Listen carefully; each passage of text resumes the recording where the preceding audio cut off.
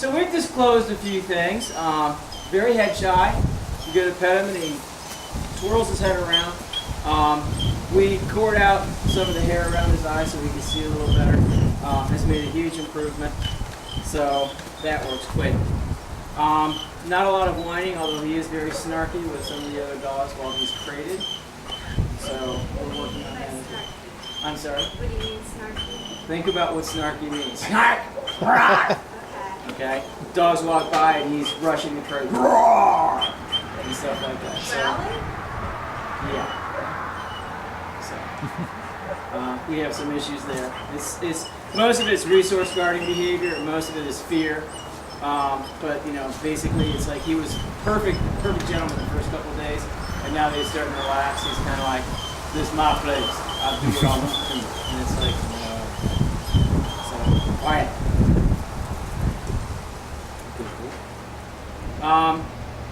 He's actually doing fairly well. There's a couple of things that, you know, I mean, it's not even a full week yet, so, you know, I mean, it's a matter of a day actually means a lot. So what we've been working on is getting him to react, you know, calmly to certain circumstances. I was playing with him at one point. We were just kind of bouncing around and carrying on, and he was doing this little cute bunny hop thing, you know, just racing around. And I was kind of goosing him, and he turned around and he started to grab at me, and I corrected him for it just to, you know, slow him down. But yeah, he's pretty toothsome. He doesn't have any problems with using his teeth at all. So we're working on that a great deal. Mouths are a small dog. He's never better, but man, does he mouth hurt. Yeah, well, I mean, you know, that's how dogs communicate. I'm not, you know, if you control, the thing is if you control the mouth, you control how the mouth is used. So it's not going to matter if it's people-concentric or dog-concentric. What he needs to learn is to keep his mouth shut.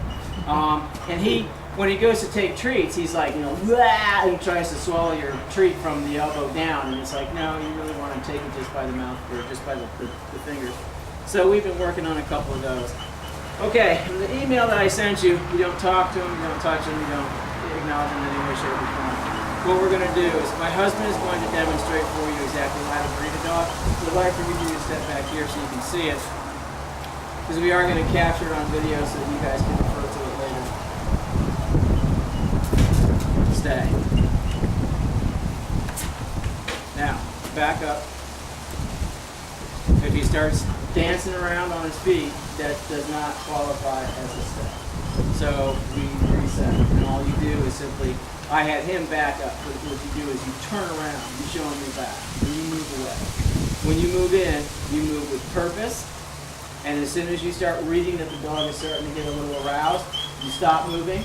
If you're too close that you can't stop moving, you turn around and you walk away. Settle. Thank you. Again.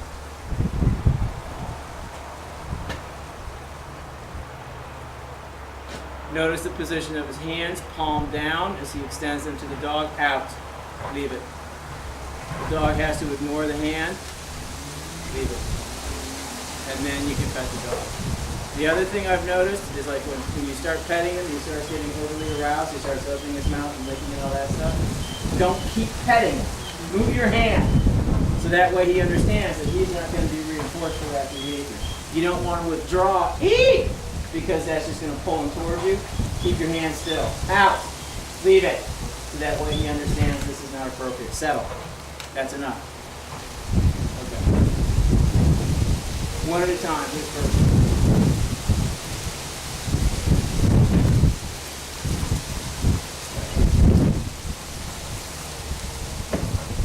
No. You're doing this. Okay. Turn around. Go back. You walk with purpose, like you own this garage. And when you step in and hold your space, and then you offer the hand only when he's calm. When he's dancing around and when he's pulling on the leash, you don't offer that behavior. Because that little increment is reinforcing. Watch his body language. Don't depend on my cues. Watch the dog. Try not to look at him. I know. You don't want to make direct eye contact. You can still see what he's doing. Go. Same thing. Now you're too fast. It's not a race. Okay? We're not answering the phone.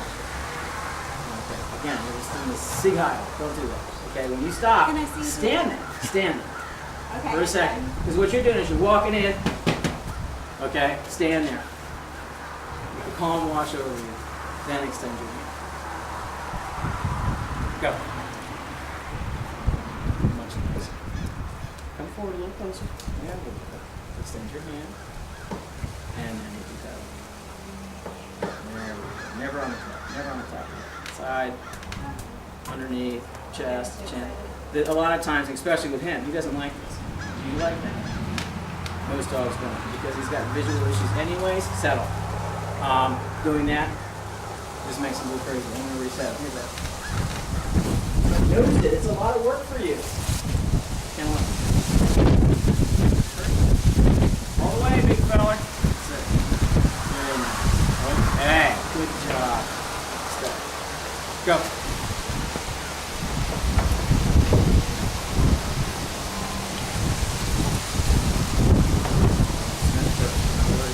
Just go in. Okay? Let him know that you're coming. Here it is. Now leave it alone. And when he acknowledges that, then you go into pedal. Because basically, I mean, you know, socially, it's the same for dogs as it is for people. You don't want someone just coming in and groping you. Okay? That's right, I said. Good. And what you want to do is make sure that you're very clear. Here it is. You can have it, but there's rules attached to it. Because he likes being pet. He likes being acknowledged. Good boy. So here it is. Good, good. I'm encouraging him for ignoring it, because that's what I want him to do. I want it to be unthreatening. Now watch his body language when I start moving my hand around. We've been preconditioning this because he does have a tendency to kind of wander. He doesn't like being touched on the head. Good boy. Nicely done. Very good. Big open smile. This is enjoyable. Good job. I want him to enjoy the encounter, or I want him to do it in a controlled fashion. Okay? Extend your hand. When he goes to investigate, good, good. Because he's not investigating, you're rewarding. Now you can pet him. There's my guy. Good job.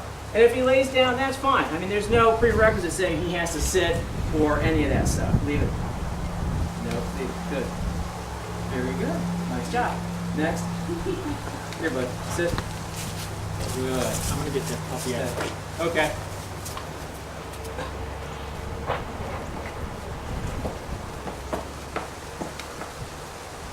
Good dog. Now you can pet him. Good, good.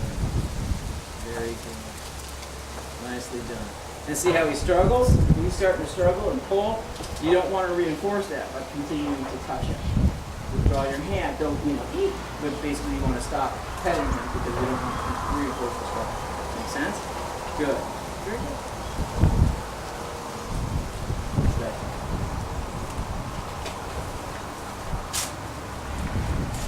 Okay, again, you don't lead with your hand. You stand there and then you let him investigate, so that you let him understand that this is what we're doing now. Then you extend your hand.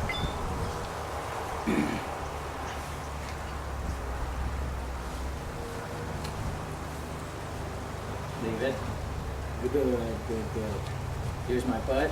There we go. Now we can pet him. Good dog. And this basically is because I have him kind of cornered.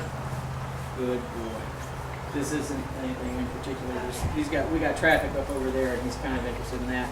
Good pup. Out. Good. Sit. Good. Very nice.